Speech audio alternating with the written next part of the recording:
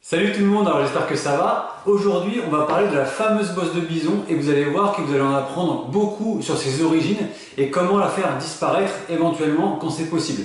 Mais juste avant, en fait, je me présente, je m'appelle Cédric, je dirige Corporels et nous sommes spécialistes en fait dans la gestion des douleurs et du stress en télétravail au bureau et notamment pour les grands groupes. En fait, on s'occupe de tout ce qui est qualité de vie et bien-être au travail. C'est par ce biais-là en fait que d'ailleurs régulièrement je vous donne des conseils, des astuces, des exercices pour limiter un petit peu les effets des douleurs sur votre organisme, que ce soit à cause de la mauvaise position prolongée au bureau ou alors en télétravail, notamment lorsqu'on n'a pas toujours une possible bonne ergonomie. Ça c'est important de s'en occuper parce qu'effectivement ces douleurs-là après elles s'installent et elles s'invitent même dans votre vie de tous les jours. Voilà, maintenant que les présentations sont faites, on va pouvoir en revenir un petit peu à ce qui nous intéresse. Donc en fait, ce qu'il faut savoir déjà dans un premier temps, c'est qu'en cabinet ou en entreprise, beaucoup d'entre vous en fait viennent me voir et me demandent ah là là, j'ai une bosse ici de bison derrière le cou, ça me fait mal, ça me gêne, c'est moche, est-ce que vous pouvez faire quelque chose? Alors oui, effectivement, on peut faire quelque chose, mais ça dépend quand même. Il faut éclaircir un petit peu le sujet et il faut faire la différence vraiment entre deux choses parce que souvent on confond la vraie bosse de bison, comme vous pouvez le voir à l'écran, avec la fausse bosse de bison qu'on appelle hypersyphose cervico-dorsale, donc cervico pour le cou et dorsal pour le dos. Donc une hypersyphose en fait, c'est ce que vous pouvez voir aussi à l'écran que vous voyez en photo en médaillon. Donc du coup, je vais vous expliquer un petit peu ce que c'est que l'hypersyphose cervico-dorsale. En fait, c'est un terme un peu compliqué qui veut juste dire en fait que la courbure de votre colonne entre votre cou et le haut de votre dos est augmentée. Et en fait, ce n'est pas une bosse à proprement parler en fait, mais comme elle commence à vous faire mal à cause par exemple des mauvaises positions prolongées devant l'écran d'ordinateur, notamment en télétravail si vous travaillez avec un écran bas sur une table basse ou sur vos genoux, et bien en fait ce qui se passe c'est que comme elle vous gêne, vous commencez à toucher un petit peu la zone, etc. Et hop là vous la remarquez. Et comme vous sentez un petit truc super dur qui ressort un petit peu, vous vous dites ça y est, j'ai une bosse, etc. Mais en fait c'est pas une bosse, c'est juste en fait la partie arrière de votre 7e vertèbre cervicale qui s'appelle l'épineuse, comme vous pouvez le voir d'ailleurs sur la photo que je vous montre, qui est plus longue que les autres et que donc vous commencez à sentir puisque vous la touchez. Et quand vous avez pas mal, c'est pas une zone en fait qu'on touche forcément beaucoup en temps normal. Et effectivement, il faut quand même s'en occuper de ça parce que quand ça commence à devenir douloureux, ça veut dire qu'il y a éventuellement ce qu'on appelle des petits blocages à ce niveau-là qui peuvent vous faire prendre des mauvaises postures en plus de la position prolongée que vous pouvez prendre devant l'écran, qui vous pouvez commencer à prendre des mauvaises postures aussi dans la vie de tous les jours. Et ça peut avoir de grosses conséquences, ça peut avoir de bonnes conséquences sur votre santé parce que ça peut donner effectivement donc des douleurs de cou, ça peut vous donner des douleurs entre les omoplates, ça peut aussi vous donner des maux de tête.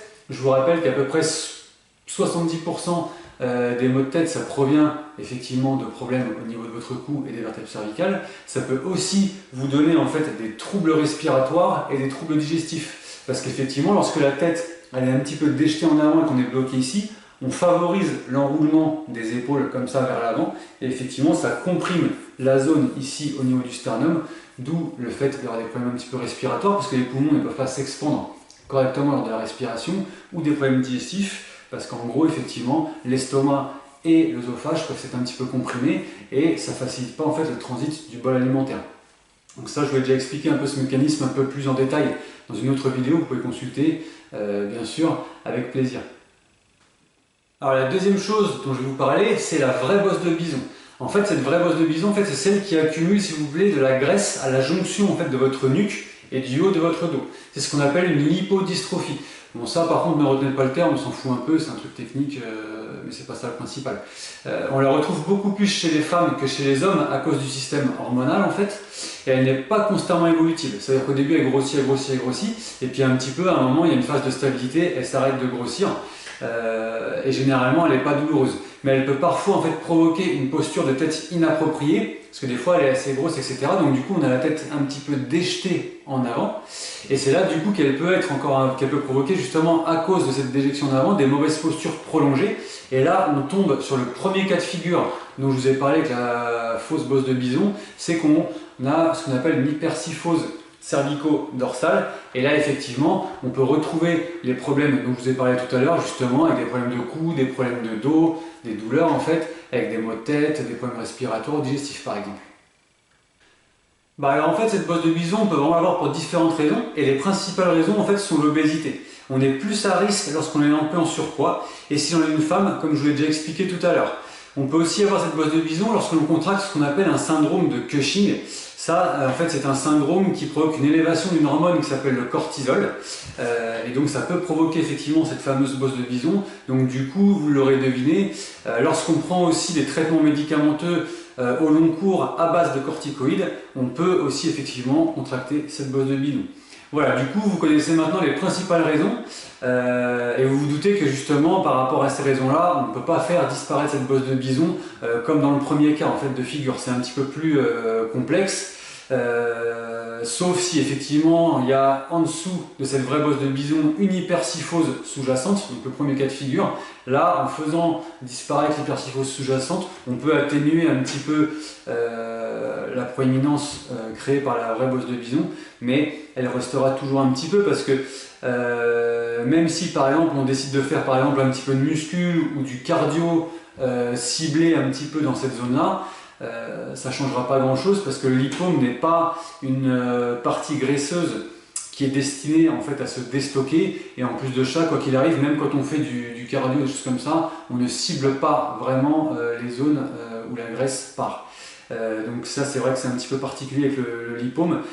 Donc il n'y a vraiment que dans le premier cas de figure où on peut faire des petits exercices pour l'atténuer, que je vous montrerai d'ailleurs dans une prochaine vidéo.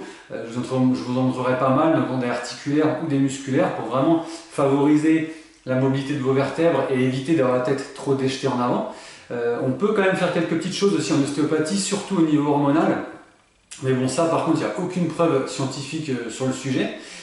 Et quand c'est un peu trop proéminent ou que vous avez un peu trop de complexe, il reste aussi la solution chirurgicale avec un petit suivi psychologique qui peut être aussi très intéressant.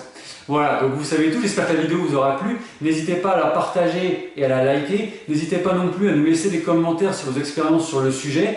Et si vous avez trop de problèmes posturaux et que cette hypersyphose cervico-dorsale vous gêne et vous crée des douleurs et que vous n'arrivez pas à vous en débarrasser malgré l'exercice que je vous montrerai plus tard, n'hésitez pas à consulter, et si ça ne marche toujours pas, n'hésitez pas non plus à faire appel à notre super méthode Integrative Mobility qui en fait consiste à éliminer tous les facteurs en fait posturaux, que ce soit au niveau ergonomique du poste de travail, au bureau ou en télétravail, à vous donner des conseils et des exercices vraiment spécifiques à votre poste de travail, et surtout aussi à jouer sur les hormones du stress pour éviter justement que ce cortisol n'augmente de trop. Vous avez le lien d'ailleurs de cette formation en lien, donc, comme je vous l'ai dit, sur les commentaires de la vidéo, ou alors dans le descriptif de celle-ci. Et en attendant, prenez soin de vous, vous le méritez, je vous dis à bientôt.